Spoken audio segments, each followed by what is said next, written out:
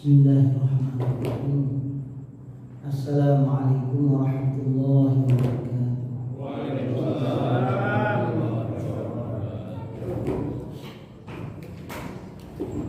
Alhamdulillahirabbil alamin. Wassalatu wassalamu ala asyrofil anbiya'i wal mursalin sayyidina Muhammadin wa ala alihi wa sahbihi ajma'in. Amma ba'du. Qala Allah ta'ala: A'udzu billahi minasyaitonir rajim. Ya ayyuhalladzina amanu taqullaha wa tanzur nafsun ma qaddamat lighad. Wattaqullaha innallaha khabirun bima ta'malun. Shadaqallahu adzim.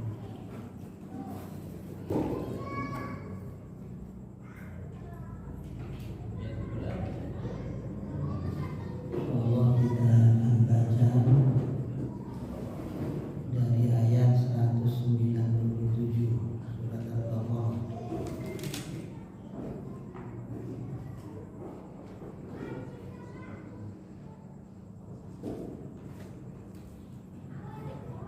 Dari ayat 197.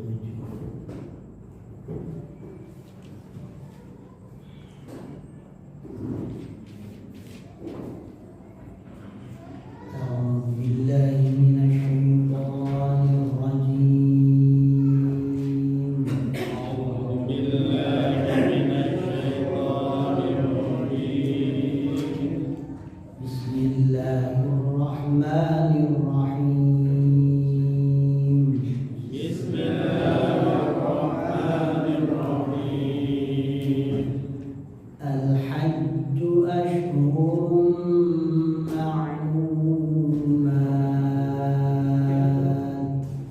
Al-hajju ashhurun ma'lumat. فمن فرض فيهن الحج فلا رفث ولا فسوق ولا جدال.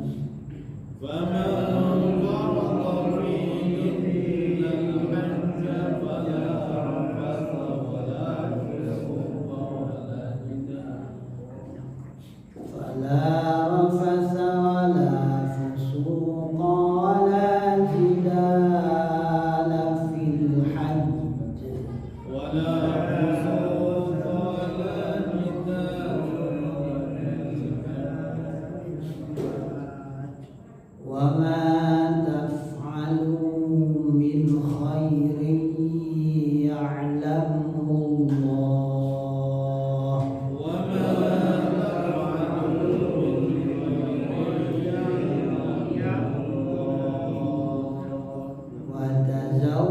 وتزودوا فإن خير الزاد التقوى.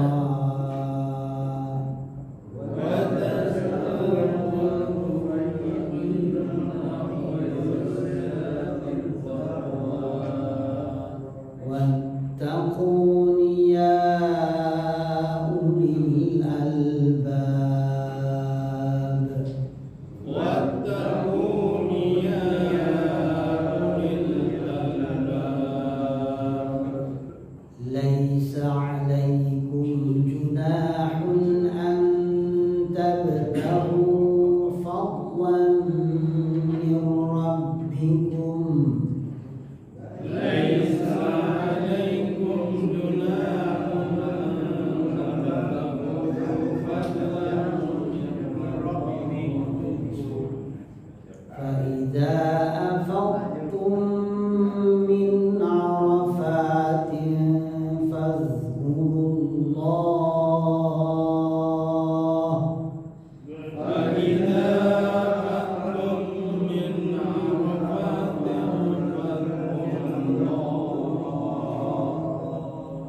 فاذكروا الله عند المشعر الحرام.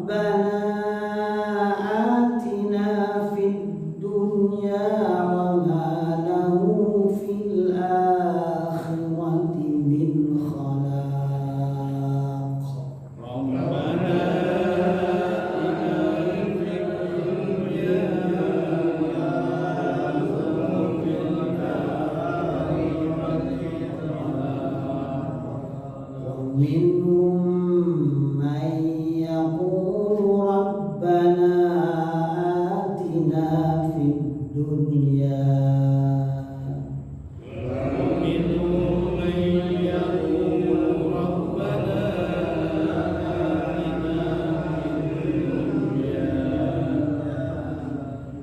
ربنا آتنا في الدنيا حسنة وفي الآخرة حسنة وقنا عذاب النار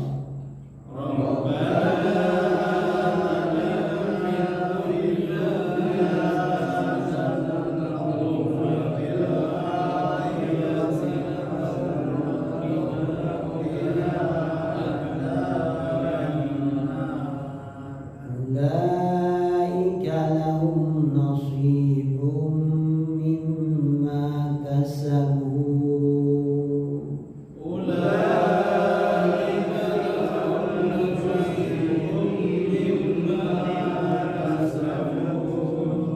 والله سريع الحساب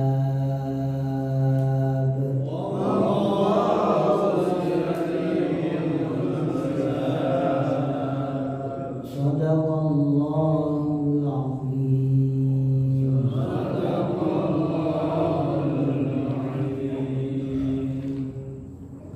Bismillahirrahmanirrahim. Ayat yang kita baca ini masih menjelaskan tentang haji. Pada pertemuan yang lalu, pada ayat yang 196 itu ada perintah untuk menyempurnakan haji dan umroh. Sekali lagi kita sampaikan bahwa di dalam Al-Quran ataupun apa yang disampaikan oleh Nabi tentang perintah melaksanakan syariat, apakah itu sholat, puasa, zakat atau yang lainnya, hanya haji yang menggunakan kalimat sempurnakanlah. Kalau sholat kan nggak ada perintah sempurnakan, ya, puasa juga nggak ada, zakat juga nggak ada. Tapi haji ini menggunakan kalimat atimul hajj wal umrah. Kenapa? Karena pertama, haji ini sebelum ayat ini turun sudah ada dari sejak zaman Nabi Ibrahim alaihissalam. Jadi begitu turun perintah ini, disuruh disempurnakan apa yang sudah ada ini. Kenapa disuruh disempurnakan? Bisa jadi banyak yang diselewengkan. Sama seperti halnya ketika Nabi mengatakan innama bu'istu liutammima makarimal akhlak. Sesungguhnya aku diutus untuk menyempurnakan akhlak. Jadi kalimat menyempurnakan akhlak itu, ya, akhlak yang diajarkan oleh Nabi Ibrahim itu udah benar, tapi kemudian diselewengkan. Nah, ketika Nabi diutus disempurnakan. Jadi yang bengkok-bengkok tadi itu diluruskan. Ya. Itu bisa jadi jawaban pertama. Jadi kenapa harus disempurnakan? Kemudian yang kedua, kenapa harus atimul hajj wal umrata lillah? Karena haji ini atau umroh itu pekerjaan yang paling gampang menghadirkan atau membuat seseorang itu riya. Riya itu artinya ingin dilihat orang maksudnya. Itu haji umroh itu paling gampang itu. Ya. Haji pulang pengen disebut dengan Pak Haji, ya, nama juga sebagai haji, ya, bahkan juga ada ciri pakai peci putih, pakai sorban, ya. Bahkan sebelum haji pun, ya, ada walimatus safar diumumkan, ya kan paling gampang, ya, paling gampang. menghadirkan riya. Nah makanya sempurnakan haji dan umroh itu benar-benar karena Allah. Nah itu yang berat.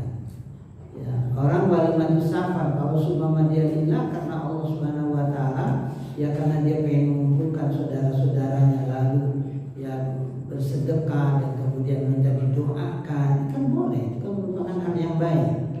Yang nggak boleh itu ketika di dalamnya itu ada sisipan yang bernama riya, ya, sehingga sampai keluar kalimat ini walimatus safar yang paling spektakuler gitu. Itu dia senang dengan kalimat kayak gitu. Kenapa? Motong sapinya 3. Ya, jamaah yang hadir pun itu didapat atau mendapatkan besek isinya sembako lengkap. Ada amplopnya 2 juta. Nah, dia senang dia dipuji-puji kayak begitu. Ya, kan kasihan kalau yang nggak punya. Ya, apalagi yang punya hajinya itu karena ada yang ongkosin. Mau walimatus safar bagaimana mau nyaingi dia? Ya kan akhirnya jadi bahan atau untuk ya apa kayak orang sembako berlomba yang penting paling bagus walimatus safarnya. Jadi makanya ada kalimat lillah di sini, sempurnakan haji dan umroh karena Allah Subhanahu wa taala. Dan di ayat ini sekaligus juga dijelaskan tata cara pelaksanaan ibadah haji. Ya, memang diawali dengan kalau seumpama kalian terkepung, artinya tidak memungkinkan untuk bisa melaksanakan ibadah haji padahal sudah niat, apalagi sudah mengenakan kain ihram, tiba-tiba ya ada peristiwa yang menyebabkan jamaah tidak bisa masuk ke Mekah, ya, maka di tempat yang tertahan itulah kalian harus ya memotong hewan bawaan, memotong rambut dan lain sebagainya. Termasuk perempuan yang haid. Ya. Perempuan yang haid, jadi ketika mau masuk ke tanah suci, dia harus mengambil miqat. Sama seperti yang lain, hanya kalau yang tidak haid ini kan sunnah mandi, kemudian niat itu rukun gitu ya. Nah kalau yang haid itu hanya niat saja, dia nggak perlu mandi, dia nggak perlu wudu. Ya ngapain wudu dia sedang haid? Gitu. Ya tapi niat ini merupakan rukun, ya. Atau sudah niat, sudah ngambil miqat gitu, tiba-tiba sakit. Nah sakitnya ini nggak memungkinkan dia untuk bisa melaksanakan haji ataupun umroh. Maka di tempat sakitnya inilah dia harus menyelesaikan. Ya satu dia memotong hewan, kemudian yang kedua dia memotong rambut. Lalu berikutnya ada hukum tentang macam-macam haji. Yang disebut di sini ini haji tamattu. Makanya kemudian ulama banyak yang menjelaskan dari 3 jenis haji itu paling utama adalah haji tamattu. Jadi ada haji ifrad, haji qiran, ada haji tamattu. Kalau haji ifrad, begitu dia datang ke tanah suci, satu dalam keadaan muhrim, artinya mengenakan kain ihram, dia sudah niat di miqat yang melaksanakan haji. Jadi bukan melaksanakan umroh, ya haji. Begitu datang dia langsung tawaf qudum saja, nggak perlu sa'i. Tapi kalau memang sa'i boleh apa tidak boleh? Ya hanya tawaf saja boleh. Itu namanya tawaf qudum, tawaf selamat datang.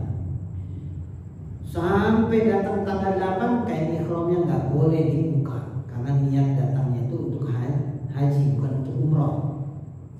Begitu selesai melaksanakan ibadah haji, ya baru dia melaksanakan umroh.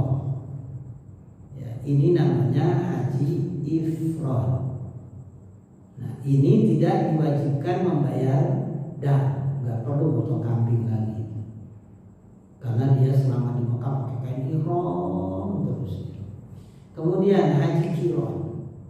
Haji qiran ini ketika dia datang dalam kondisi muhrim, niatnya itu umroh dan haji sekaligus. Ya. Jadi nawaitul umrata wal hajja sekaligus itu. Ya wa ahramtu bihima lillahi ta'ala.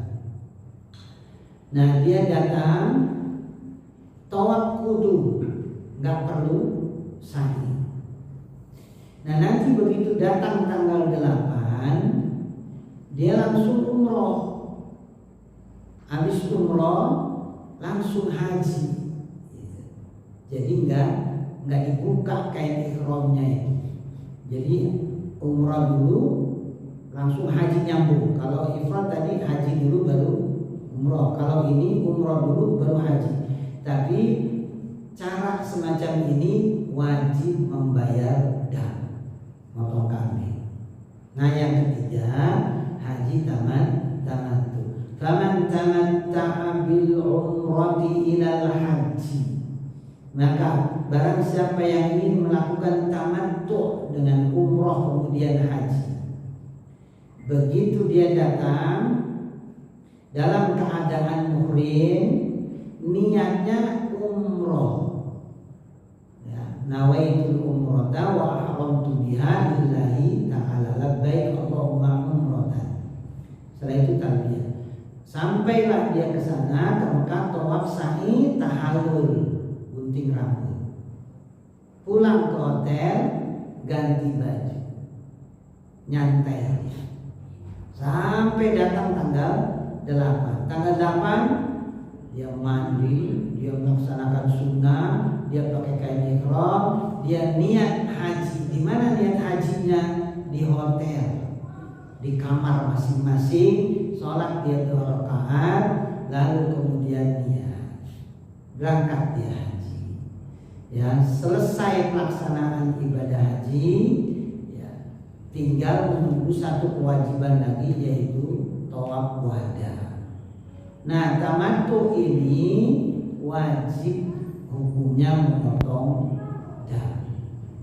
Kalau tidak sanggup, tidak memiliki hewan, maka dia harus puasa di tanah suci 3 hari berturut-turut. Nanti begitu pulang puasa 7 hari berturut-turut. Totalnya 10 hari. Ini namanya haji tamattu. Mulai kapan pelaksanaan haji tamattu? Al-hajju asyhurum ma'lumat. Haji itu pada bulan-bulan yang telah ditentukan, yang telah dipermaklumkan. Bulan apa? Asyhurul ma'lumat, bulan-bulan yang dipermaklumkan ini: Syawal, Dzulqa'dah, Dzulhijjah. Jadi 3 bulan nih. Ya, ini untuk haji apa ini? Haji tamattu. Haji ifrad bisa, cuma kan capek kalau dihitung dari bulan Syawal. Haji ifrad itu biasanya datang itu di awal bulan Dzulhijjah. Tapi yang dilakukan bulan Syawal ini haji tamattu. Makanya Islam tidak memberatkan. Sudah pilih haji tamattu saja. Orang kita biasa ya memplesetkan tamattu itu tani, mangan, turu. Jadi tani, mangan, turu itu dan memang realnya, faktanya memang kayaknya seperti itu gitu. Ya. Jadi ada yang datang bulan Syawal. Nah, dia kan menunggu sampai tanggal 8. Nah, dalam masa penantian ini ya paling banyak aktivitas itu ya tani, mangan, turu. Ya, bangun tidur, makan. Kenapa? Ya karena terlalu lama dari Syawal ke Dzulhijjah. Makanya pemerintah Indonesia memberangkatkan itu biasanya di awal Dzulqa'dah, ya, supaya tidak terlalu lama. Ya, Dzulqa'dah sebenarnya tanggal 1 Syawal sudah masuk musim haji. Ya. Ada yang punya visa visa multiple, ya yang setahun. Dia datang di tanggal 1, dia mau melaksanakan haji, itu sudah sah hajinya. Ya. Setelah itu dia menanti tanggal 8. Faman farada fihinnal hajja fala rafatha wala fusuqa wala jidala fil hajj. Maka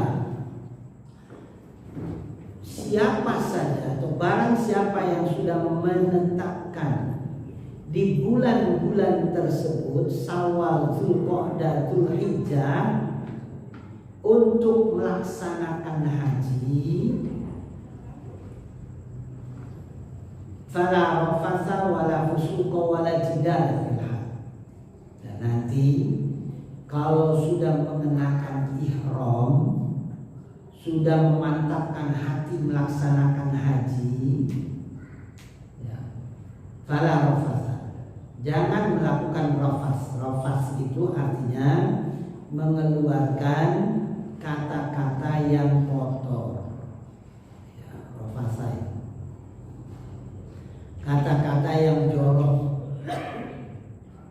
ya, atau kata-kata yang mengarah kepada bangkitnya libido seksual. Ya. Orang kalau sudah niat untuk melaksanakan haji itu biasanya pembimbingnya mengatakan, awas, laki perempuan suami istri jangan deket-deket. Ya. Karena takut melakukan rafas, nggak sadar dengan pegangan, nggak sadar ya deket-deketan kayak begitu, ya sampai kemudian bangkit syahwatnya. Nah, itu namanya termasuk rafas. Atau dengan kata-kata cumbu rayu dan lain sebagainya, itu rafas.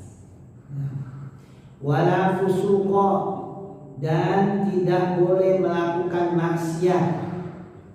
Fusuk itu dari kalimat al-fisq. Al-fisq itu secara bahasa artinya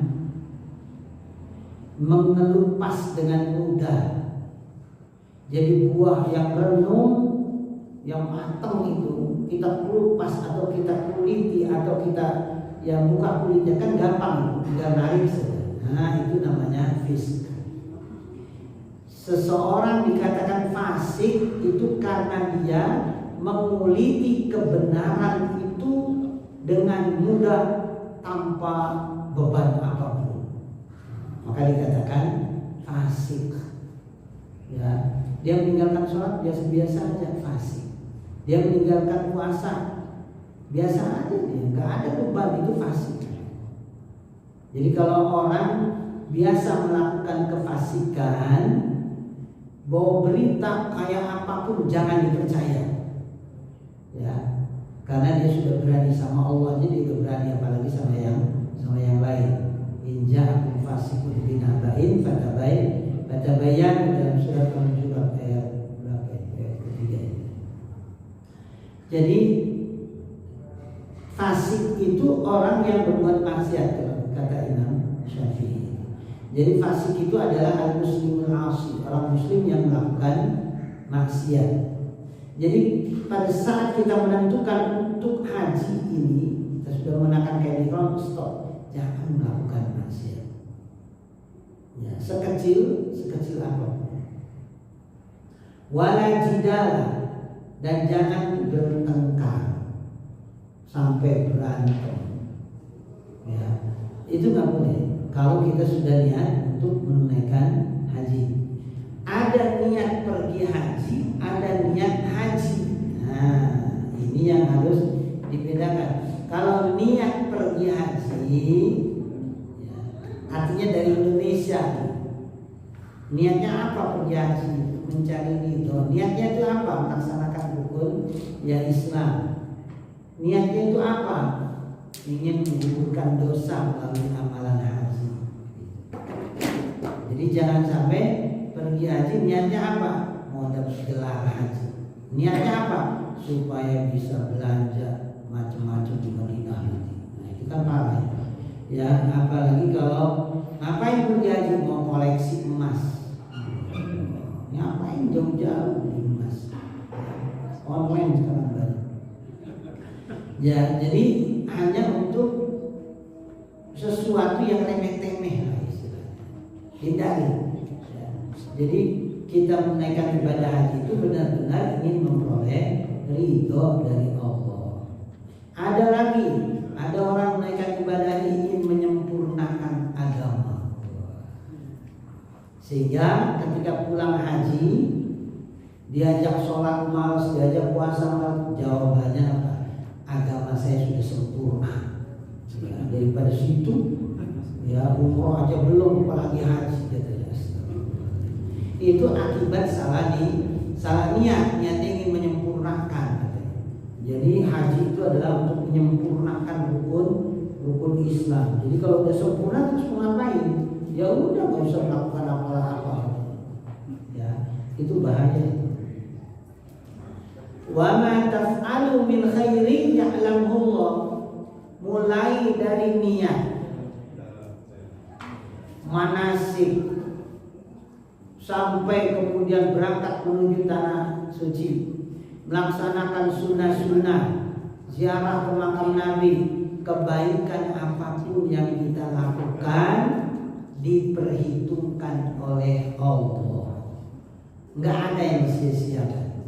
Ya. Makanya niat haji ini penting, walaupun kita nggak punya duit, nggak punya apa, niatkan di dalam hati. Ya, insya Allah saya berangkat.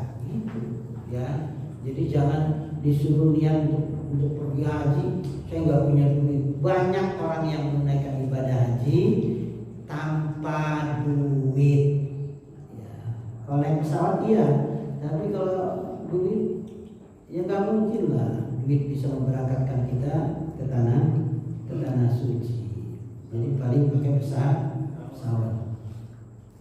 Jadi banyak itu, ya orang nggak punya biaya apapun tiba-tiba berangkat haji. Kemarin saya ketemu, bahkan jadi teman saya mana-mana. Kamu pernah nggak terbetik di dalam hati pengen menaikkan ibadah haji? Enggak. Kenapa enggak? Ya nggak mungkin. Ya, jadi ngimpi juga enggak katanya. Tapi berangkat haji dan hajinya nggak tanggung-tanggung, haji plus. Ya, yang lain pada bayar 260 juta, dia gratis. Dan itu dikasih uang jajan dari. Ya 20 juta. Biasa. Ya. Makanya jangan berputus asa karena nggak punya duit ya suami. Udah saya nggak ada niat sama sekali ke sini. Siapapun kalau sudah dipanggil oleh Allah Subhanahu Wa Taala mesti dipermudah. Allah punya cara banyak. Ya. Wa ma taf'alu min khairin, kebaikan sekecil apapun yang kalian lakukan, ya'lamuhullah. Jadi ya'lamuhullah itu secara bahasa memang Allah mengetahui. Maksud Allah mengetahui di sini tidak ada yang disia-siakan. Allah akan perhitungkan. Ya, jadi kebaikan sekecil apapun. Oleh karena itu, sebelum berangkat menunaikan ibadah haji ini, wadazawwadu, berbekal kalian. Karena perjalanan menuju tanah suci ini kan bukan sehari dua hari, ya berhari-hari. Yang pokoknya memang 6 hari. Tapi karena terikat dengan aturan pesawat, dengan aturan hotel dan lain sebagainya, maka jamaah itu kadang 40 hari. Kalau yang plus 26 hari. Dan ada yang 6 hari, biasa pejabat biasanya. Jadi berangkat itu menjelang wukuf, pulang selesai. Ya, selesai itu tanggal 12 Dzulhijjah, dia ngambil nafas awal, langsung tawaf ifadah, langsung tawaf qudum sekaligus tawaf wadah sekaligus langsung pulang. Ya cepat sekali ya pejabat. Tapi kalau kita rakyat biasa itu yang reguler 40 hari, kalau yang plus 26 hari. 26 atau 40 hari bisa nggak sih diajukan kembali atau pulang? Bisa. Apa sih yang nggak bisa? Ya. Jadi kita sudah selesai haji, pengen buru-buru pulang, ya, karena mendengar berita di rumah ada yang meninggal keluarga, bisa apa tidak? Bisa, tinggal lapor ketua kloter. Nanti ketua kloter lapor ke sektor, buat laporan, nama ini, nomor porsi ini, alamat ini yang mengajukan kepulangan karena alasan ini. Nanti kloter pertama dilihat nih, oh ada yang kosong nih, mas, ya, yang lain masih di sana dia pulang duluan, bisa. Bayar nggak? Gratis. Ya.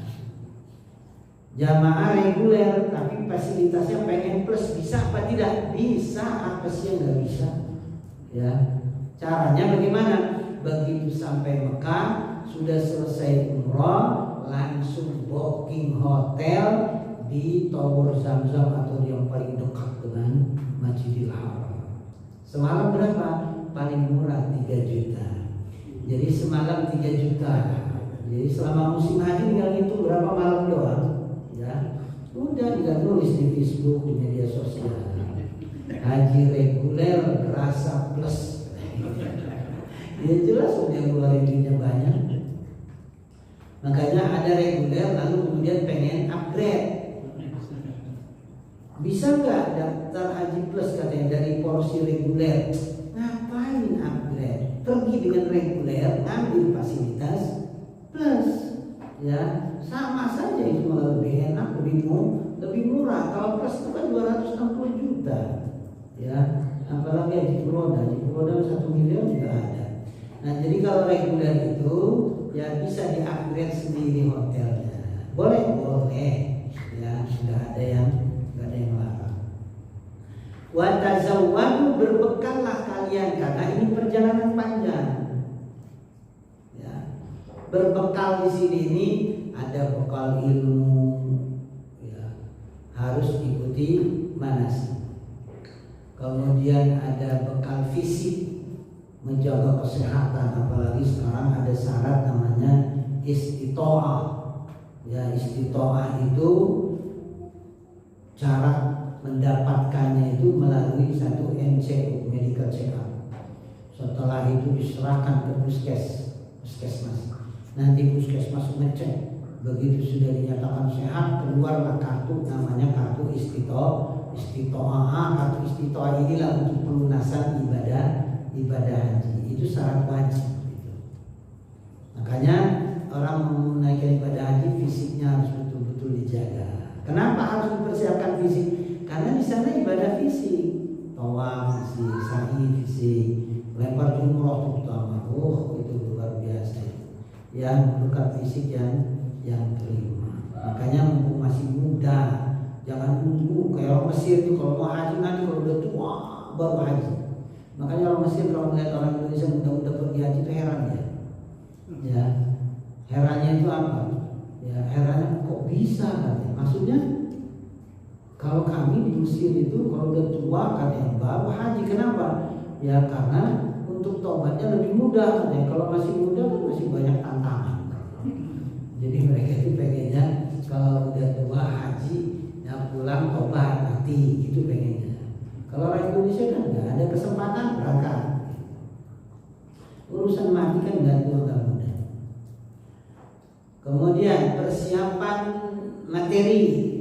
Ya apalagi sekarang ini mahal. Yang naik terus ongkos naik haji itu, namanya juga ongkos naik haji. Jadi naik terus ya. Jadi tahun 2024 aja udah 95 juta hampir. Ya cuma dibebankan ke jamaah itu 56 juta. Tahun kemarin 51 juta. Sebelumnya aja cuma 35 juta. Naiknya itu luar biasa. Ya jadi langsung bukan naik lagi, pindah harga. Dia mau kalah dengan BBM ya. Yang BBM aja naik lagi usah kalah ya. Ya atau dia pengen saingan dengan harga cabai. Jadi cabai itu mahal, masa haji murah katanya gitu. Ya. Nggak mau kalah menterinya. Kemudian ada bekal apa lagi? Bekal ketakwaan. Fa inna khairaz zad at-taqwa. Bekal yang terbaik itu adalah takwa. Jadi watazawwadu ini berbekallah kalian dengan bekalan tadi yang saya terangkan. Nanti dari sekian bekal yang paling bagus adalah takwa. Takwa ini ya kan macam-macam unsurnya. Dan yang paling penting dari unsur ketakwaan itu adalah kesabaran. Kemudian yang kedua, menerima ketetapan Allah baik dan buruk. Udah itu aja. Ya, bekal yang paling istimewa itu. Sabar sama menerima takdir. Ya. Jadi sabar cobaannya mulai dari Indonesia. Cobaan untuk orang menunaikan ibadah haji. Makanya harus dihadapi dengan sabar. Kemudian menerima takdir. Menghaji ini kadang-kadang ada kebijakan mendadak, ada perintah mendadak. Nah, itu harus kita terima itu. Ya, kita dijanjikan akan dijemput jam 5 atau jam 7 sampai jam 11 nggak ada jemputan. Nah, itu kan kita juga harus sabar dan harus menerima takdir. Kadang-kadang yang dari Cikarang ini, apalagi yang kerja di Jepang, perusahaan Jepang, hitung-hitungan. Ya, begitu gak ada jemputan ngomongnya apa ini, kalau yang jadi panitia dari Jepang nggak mungkin ini. Kok dibawa-bawa Jepang gitu? Ya, kedua buka kalkulator ya, HP kalkulator. Ustaz mau nanya apa? Ini satu makam itu berapa kloter? Sekian gitu. Kemudian bisnya ada berapa yang disiapkan untuk menjemput kita di Arafah menuju ke Musdalifah sekian? Ya, itu dibagi sekian kloter, bis itu dapat sekian. Mestinya ini mudah ini, nggak ada ini. Tapi kenapa kok nggak ada ini? Nggak beres ini panitianya ini. Ini luar biasa ini mengatur-ngatur. Padahal waktu manasik sudah kita kasih tahu, terima apa adanya. Ya, apalagi sampai komplain, apalagi sampai marah-marah. Wah, ini terus bagian daripada jidar, nggak boleh itu. Lagi kayak pakai kain ihram, marah-marah dulu. Ya, mobil desek-desekan, ngomel-ngomel. Ya, ada kesenggol dikit aja marah. Ya, ini kesabaran sama menerima takdir itu unsur penting dari bekal takwa. Fa inna khairaz zad at-taqwa. Kalau duit kurang masih bisa minjem, masih bisa nyuruh keluarga transfer. Ya, kalau fisik sakit berobat di sana gratis. Ya, kalau ilmunya kurang belajar. Apalagi kalau di KBA dan Tapin yang saya bimbing itu dikenalnya sebagai kelompok bimbingan pengajian. Ya, karena ngaji dulu tiap hari gitu. Ya, sampai ada yang komentar di Indonesia dia udah ngaji dulu, waktu ngaji lagi. Mana si ibu itu? Nggak ada, urusan kemana? Lagi belanja. Begitu kita tanya lagi, ibu kemarin kenapa dia pengajian? Pak Ustaz, saya itu di Indonesia ketua majelis taklim. Masa di sini ngaji? Di Solo saya ngaji dulu, di sini ngaji ya. Padahal pengajian ini kan untuk mengontrol untuk kualitas ibadah. Ibadah yang kita lakukan benar nggak? Ada dasar ilmunya nggak? Gitu. Ya, malah nggak mau karena kata udah bosan ngaji, masa waktu haji lagi. Nah, maka kalau ilmunya kurang bisa belajar, bisa nanya-nanya. Tetapi kalau takwanya yang kurang, nah itu yang berat.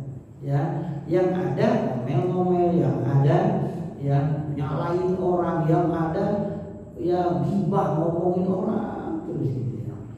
Teman sekamarnya jadi sasaran. Pak Ustaz, nanti kalau di Mekah saya nggak mau sekamar sama dia. Kenapa? Jorok. Luar biasa. Padahal Allah hadirkan dia sekamar dengan dia itu sebenarnya kan supaya dia banyak memberi manfaat. Ya, nggak mungkin lah satu peristiwa kejadian tidak ditentukan oleh Allah Subhanahu Wa Taala. Kalau sudah jadi teman sekamar itu udah ketetapan Allah sudah. Ya, kita percaya bahwa jangankan itu daun jatuh aja sudah ditentukan oleh Allah. Kan apa Apa yang telah sedang akan terjadi sudah ditentukan oleh Allah. Nah, tinggal sikap kita bagaimana gitu. Jadi ketika melihat temannya jorok, alhamdulillah, ini ada pahala nih buat saya. Wa ma taf'alu min khairin ya'lamullah. Habis makan dia gak bersihin, kita ambil, kita cuci, dapat pahala. Ya, kita nyuci piring dia tuh. Ya. Kemudian kalau meninggalkan kamar, ya Allah, kotor kamar itu kita bersihin, dapat pahala. Ya. Jadi nggak mungkin lah Allah menghadirkan dia ya kecuali untuk kebaikan buat kita. Cuma karena nggak paham, pokoknya saya nggak mau sekamar, jorok. Jadi fa'inna khairaz zadi taqwa wattaquni ya ulil albab. Bertakwalah kalian kepadaku, takutlah kalian kepadaku.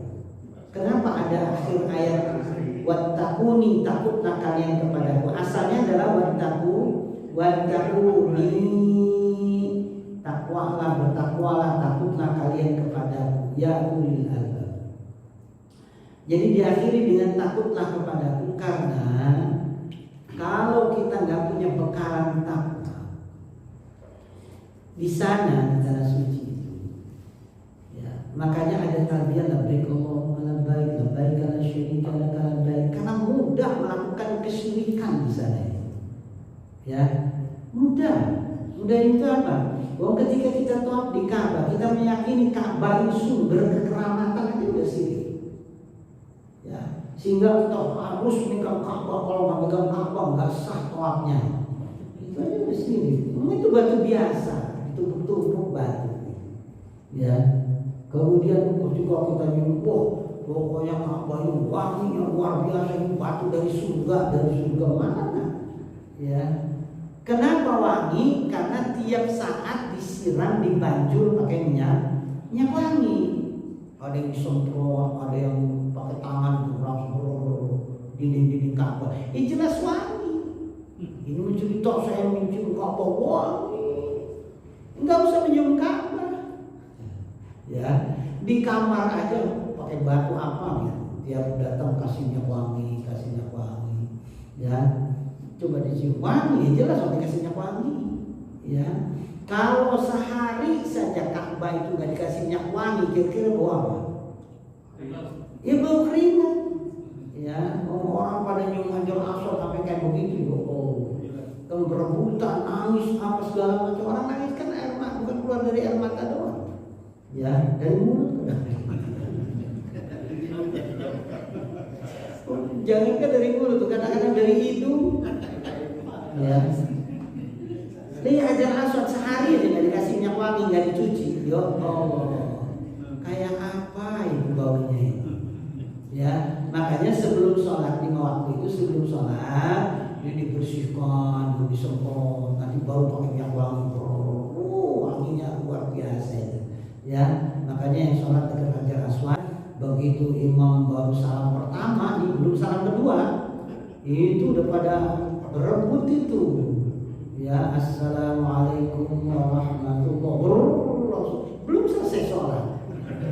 Kayaknya niatnya dia nggak sholat, bukan niat sholat. Dia hanya pengen nyium Hajar Aswad. Orang mah biar selesai dulu salam yang kedua gitu. Emang salam kedua itu sunnah. Ya, tapi kan kebangetan aja gitu. Baru assalamualaikum warahmatullahi wabarakatuh, batal semuanya. Ya, kadang-kadang nggak dikasih. Nah, yang pertama kali itu yang wangi itu. Kenapa? Karena minyaknya baru ditempelin minyak wangi. Jadi baru cerita kemana-mana wangi, tangan saya wangi.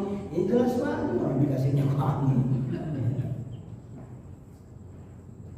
Jadi wattaquni, takutlah kalian kepada.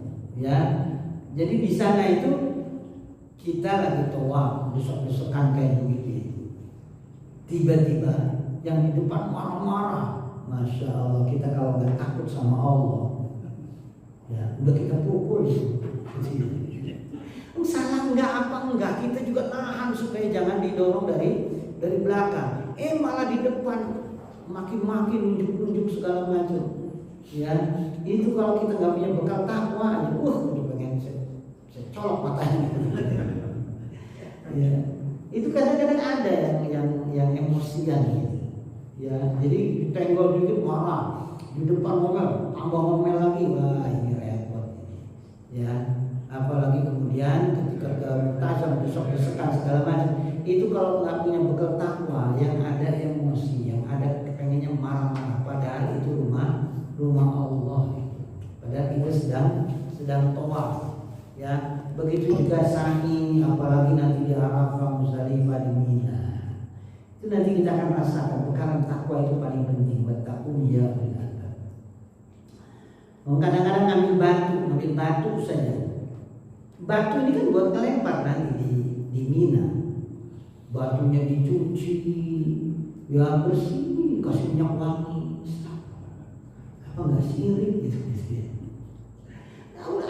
Ambil saja batu. Ini kadang-kadang ambil batunya dari Arafah, ambil batunya dari ini deh. Di Muzdalifah ambilnya, jangan di mana-mana. Ya, dulu itu batunya ditaruh di bawah, dipotong-potong, dibersihkan betul-betul, dilempar, mau lempar setan pakai bersih kayak gitu.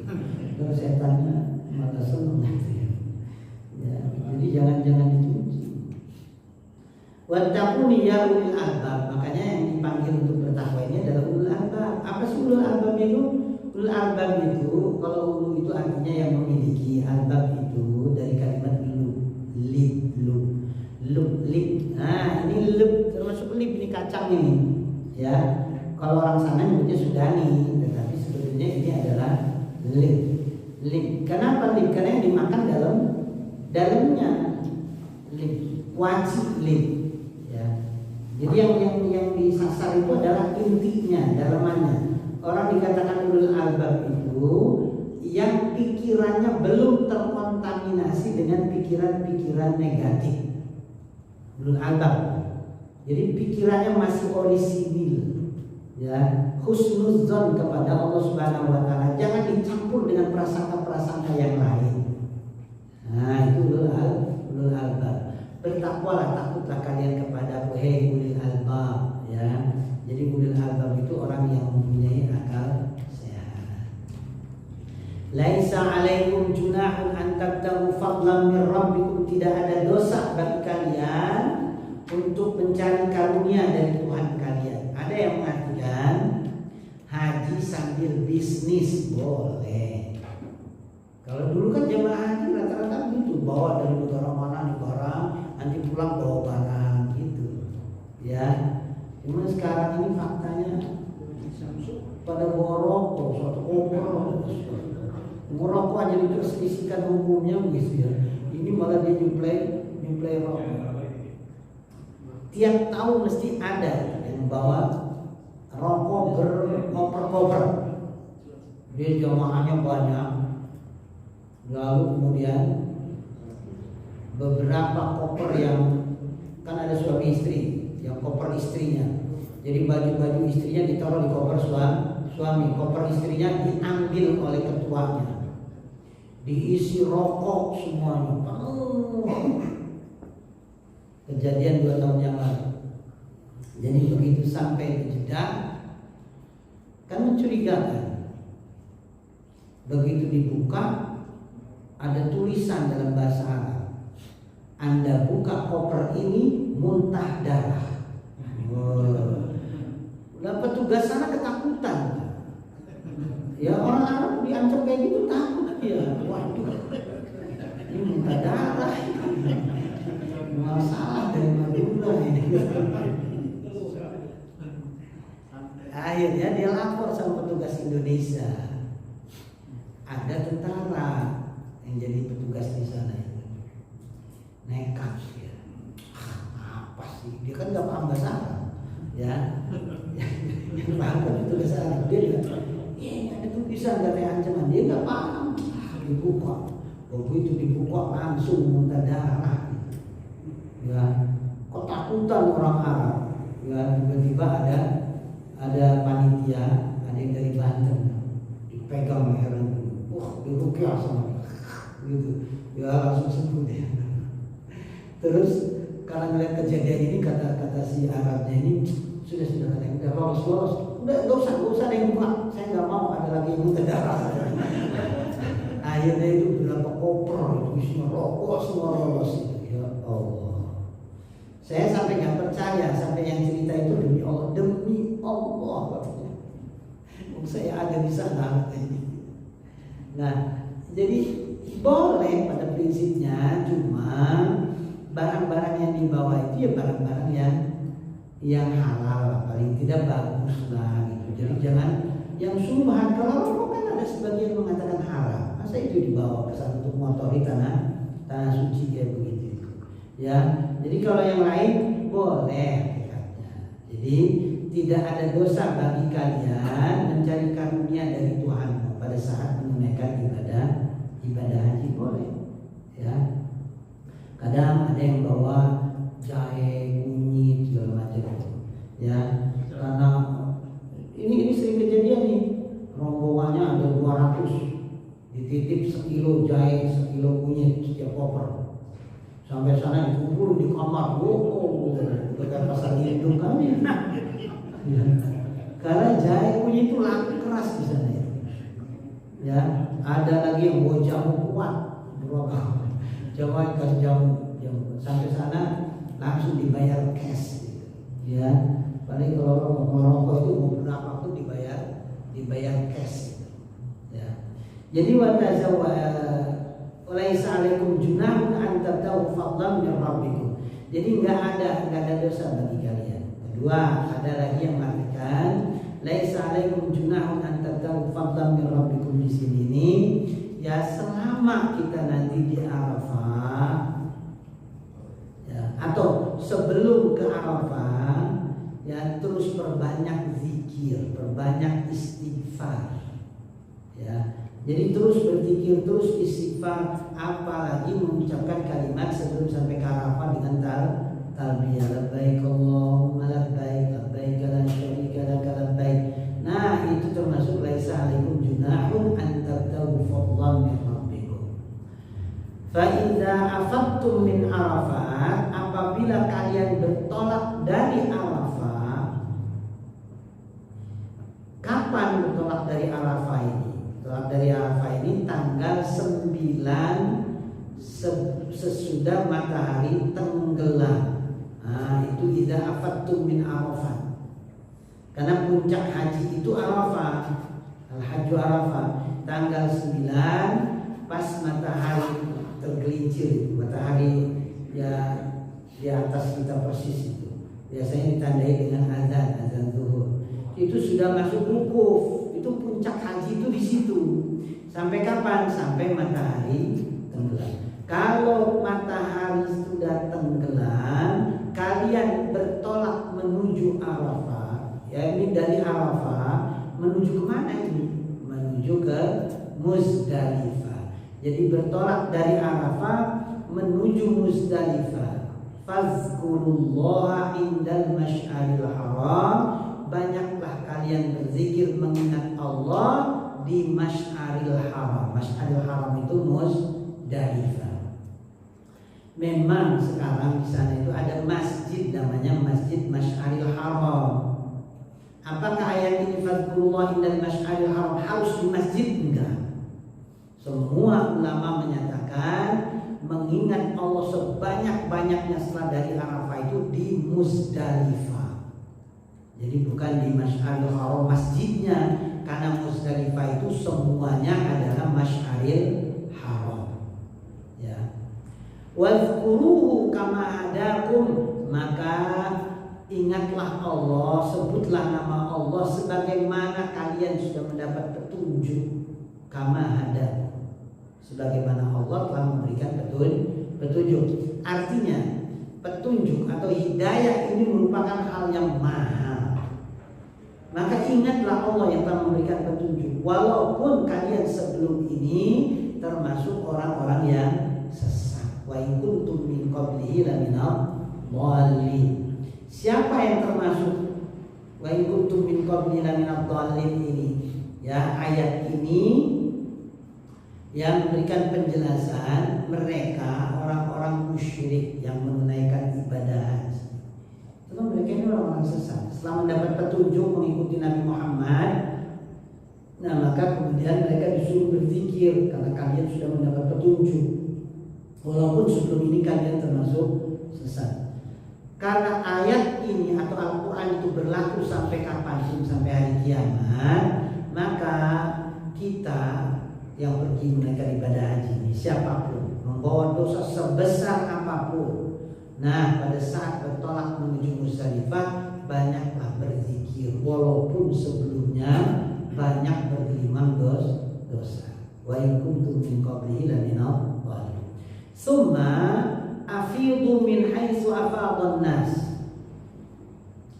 Kemudian ya, bertolaklah kalian dari tempat orang-orang banyak itu bertolak. Artinya dari Arafah maksudnya. Bertolaklah kalian ya, dari tempat orang-orang itu bertolak ya, dari Arafah. Ada lagi yang mengatakan selesai melaksanakan wukuf di Arafah lalu ke Muzdalifah, setelah itu langsung melakukan tawaf sa'i ifadah ya. Jadi kalau haji itu kan ini Arafah, ini Muzdalifah, ini Mina ya. Nanti tanggal 9 di Arafah, kemudian setelah matahari tenggelam menuju ke Muzdalifah. Sampai kapan? Sampai pertengahan malam doang. Ya. Dari sini, ini Mekah nih, langsung ke Mekah, tawaf sa'i ifadah. Nah, orang-orang Indonesia kan jangan begitu. Padahal termasuk boleh, termasuk ringan. Ya. Seperti saya haji kemarin seperti itu, dari Muzdalifah lalu minta pendapat, pakai gimana kita ini, daripada kita nanti ke ini katanya ke Mina nanti repot ya. Bagaimana kalau langsung saja ke Mekah, langsung dari Muzdalifah langsung ke Mekah, tawaf sa'i ifadah, ikut sholat Idul Adha ya di Masjidil Haram. Nah setelah itu istirahat kita di hotel ya, kemudian makan-makan, sarapan segala macam, baru nanti sorenya ya kita ke Mina untuk melempar Aqobah. Kita melempar Aqobah itu udah nggak pakai kain ihram lagi, karena kita sudah tahallul awal di Masjidil Haram, tawaf sa'i tahallul selesai, ganti baju. Nah sorenya berangkat menuju ke Mina melempar Aqobah. Itu satu boleh.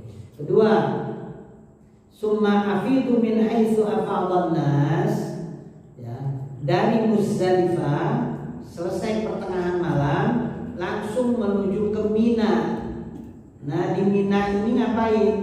Pertama ke tenda, dari tenda langsung lempar Aqobah. Selesai lempar Aqobah, tahallul, kembali ke tenda, nginep di Mina sampai malam tanggal 13. Kalau sudah gunting rambut Aqobah tanggal 10 ini, berarti kita sudah bebas pakai pakaian biasa ya. Atau cara berikutnya, dari Mina kita melempar Aqobah, udah nggak usah ngegunting rambut, langsung menuju ke Mekah, tawaf sa'i ifadah. Kita guntingnya nanti di Marwah. Nah boleh. Atau gunting rambut dulu di Mina Aqobah, setelah itu kita menuju ke Mekah, tawaf sa'i ifadah. Gunting rambut lagi nggak usah, karena gunting rambutnya sudah di Mina ya. Boleh, wala haraj kata Nabi, boleh. Mau menggunakan cara seperti yang langsung ke Mekah tadi boleh, mau ke Mina nginep dulu boleh, mau dari Mina tawaf sa'i ifadah boleh, mau dari Mina tawaf sa'i ifadah nginep lagi di Mina boleh ya. Jadi banyak cara. Nah itu harus ada ilmunya ya. Kalau nggak ada ilmunya repot itu ya. Yang ada adalah keraguan. Jadi harus ada yang membimbing. Summa afidu min haitsu afadhan nas, maka lakukanlah tawaf ifadah sebagaimana manusia melakukan. Tapi dalam terjemahan semua menyatakan afidu di sini bertolaklah ya, sebagaimana manusia kebanyakan itu bertolak dari Arafah, Musdalifah, kemudian ke Mina, wastaghfirullah, beristighfarlah, minta ampunlah kalian kepada Allah. Kenapa disuruh wastaghfirullah? Khawatir takut ada amalan yang luput. Di Arafah, di Musdalifah, khawatir takut kita melakukan hal-hal yang tidak baik, tidak sesuai dengan syariat gitu. Maka perbanyaklah istighfar, wastaghfirullah, innallaha ghafurur rahim. Allah Maha Pengampun lagi Maha Penyayang. Biasanya untuk menyempurnakan Arafah, Musdalifah, Mina itu di samping istighfar, biasanya saya himbau, saya ajak mereka untuk sedekah, karena sedekah itu sebagai penyempurna dari hal-hal yang tidak atau belum sempat kita lakukan. Ayo kita sempurnakan dengan sedekah. Ya terserah, yang namanya sedekah itu kan gak ditentukan, mau 5 rial, mau 10 rial. Kadang-kadang ada jamaah suruh sedekah di sana masih di 2.000 perak. Astagfirullah. Ya, 20.000 aja nggak laku. Pas suruh sedekah 2.000. Begitu dibuka kencelanya banyak 2.000. Ini luar biasa. Ya. Real ke 5 real kayak gitu ya. Mendingan 1 real daripada 2.000. 2.000 sampai mau di sana. Nggak ada. Jadi nuker 2.000 itu mau nuker sama siapa aja nggak bakal ada yang mau. Kalau dagang juga mau 2.000. Ya. Jadi sedekah ini untuk menyempurnakan apa yang kita lakukan selama di Arafah, Musdalifah. Fa idza qadaitum manasikakum, maka apabila kalian sudah selesai melaksanakan manasik, ya, manasik itu dari kalimat mansak, itu sudah ibadah, tempat-tempat ibadah pada waktu musim haji. Artinya kalau sudah selesai semua pelaksanaan haji, fazkurullah kadzikrikum aba'akum aw asyadda dzikra, maka berzikirlah, sebutlah nama Allah sebagaimana kalian menyebut nama bapak moyang kalian, bahkan kalau bisa lebih lagi daripada apa yang kalian lakukan selama ini. Jadi orang-orang Arab dulu itu kalau selesai haji, mereka itu membanggakan nama-nama orang tua, bangga dengan keturunan, oh jadi omongan gitu. Ya, bahkan nanti juga kita akan ketemu satu ayat. Ya, salah satu kebiasaan orang musyrik dulu kalau menunaikan ibadah haji, pulang haji mereka itu nggak mau dari pintu depan, mereka masuk dari jendela atau dari pintu belakang. Itu ciri kalau hajinya mabrur katanya. Ya, nah itu ditegur oleh Allah.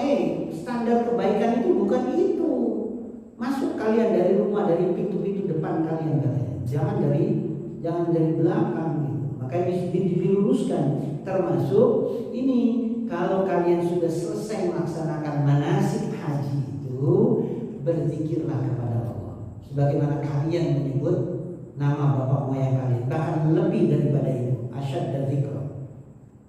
Minan nasi may yaqulu, sebagian orang itu menunaikan ibadah haji, mereka ini hanya berharap Rabbana atina fid dunya, hanya memperoleh dunia saja, ya. Wa ma lahu fil akhirati min khalaq, nanti di akhirat tidak dapat apa-apa itu.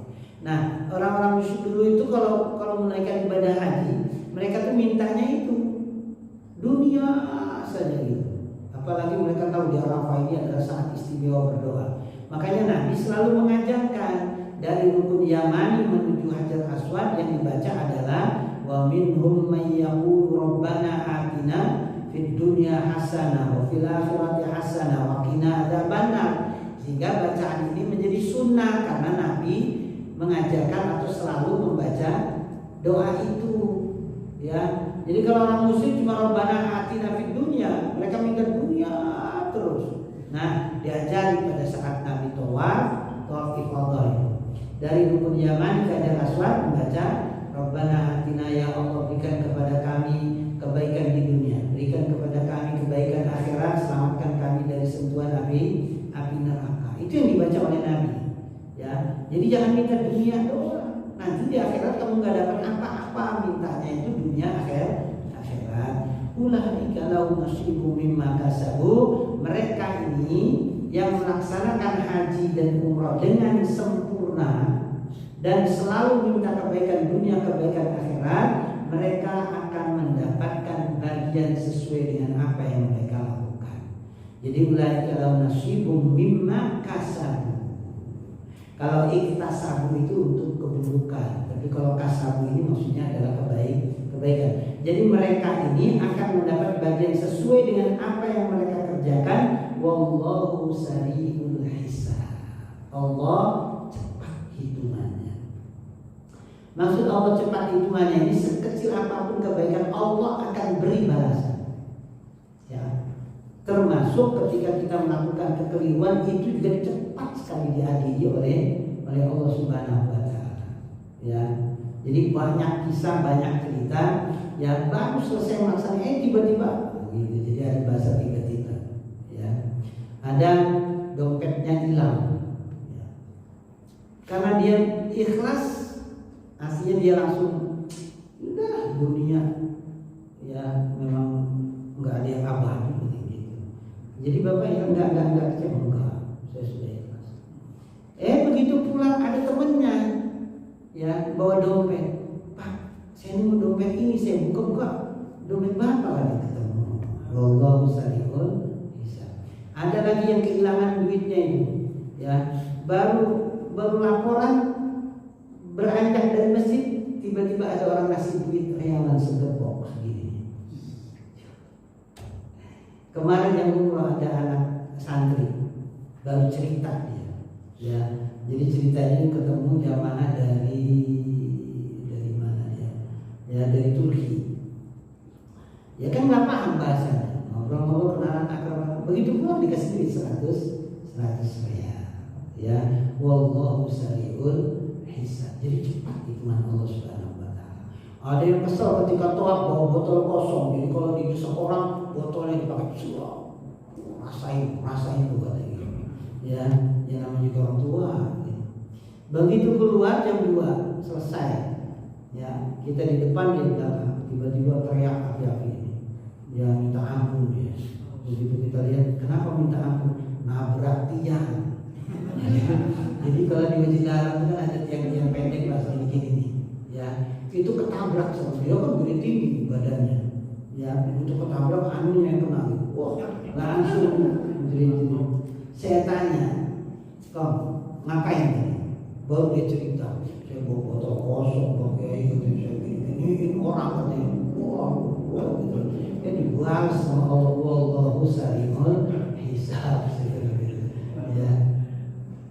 Jadi yang jelas di sana itu ya mau kebaikan maupun keburukan cepat sekali yang balasan dari Allah Subhanahu wa taala. Wallahu a'lam bishawab. Ya insyaallah nanti ayat yang ke-203 insyaallah nanti semuanya akan datang.